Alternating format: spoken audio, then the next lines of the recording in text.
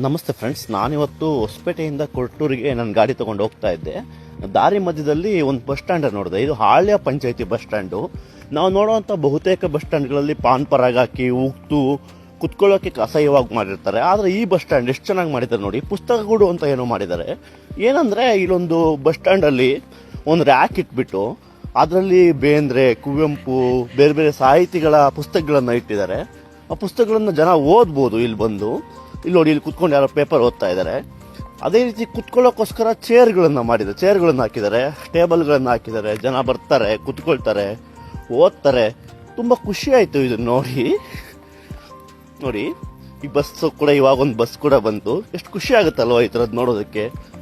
ಇದನ್ನ ಪಂಚಾಯತಿಯವರು ಮಾಡಿರೋದು ಅಂತ ಇಲ್ಲಿ ಹೇಳ್ತಾ ಇದ್ರು. ಗ್ರಾಮ ಪಂಚಾಯತಿಯಿಂದ ಇದನ್ನು ಮಾಡಿರೋದು ಅಂತ. ನಮ್ಮ ಪಂಚಾಯತಿಯವರು ಈ ಥರದ್ದೊಂದು ಕೆಲಸ ಮಾಡಿದ್ರೆ ಚೆನ್ನಾಗಿರುತ್ತಲ್ವ. ಅಮೆರಿಕ ಮತ್ತು ಕೆಲವೊಂದು ವೆಸ್ಟರ್ನ್ ದೇಶಗಳಲ್ಲಿ ಓಪನ್ ಬುಕ್ಸ್ ಅನ್ನೋ ಕಾನ್ಸೆಪ್ಟ್ ಅಡಿಯಲ್ಲಿ ಈ ಥರ ಬುಕ್ಸ್ ಇಟ್ಟಿರ್ತಾರೆ ಅಂತ ಕೇಳಿದ್ದೆ. ನಮ್ಮ ದೇಶದಲ್ಲಿ, ನಮ್ಮ ಕರ್ನಾಟಕದಲ್ಲಿ, ಅದರಲ್ಲೂ ನಮ್ಮ ಕೊಟ್ಟೂರಿನ ಒಂದು ಪಂಚಾಯತಿಯಲ್ಲಿ ಇದನ್ನು ಇಟ್ಟಿರೋದು ನೋಡಿ ತುಂಬ ಖುಷಿ ಆಯಿತು. ಕೊಟ್ಟೂರು ದೊರೆಯೇ ನಿನಗಾರು ಸರಿಯೇ. ಮತ್ತೆ ಸಿಗೋಣ ಇನ್ನೊಂದು ವಿಡಿಯೋದಲ್ಲಿ. Thank you.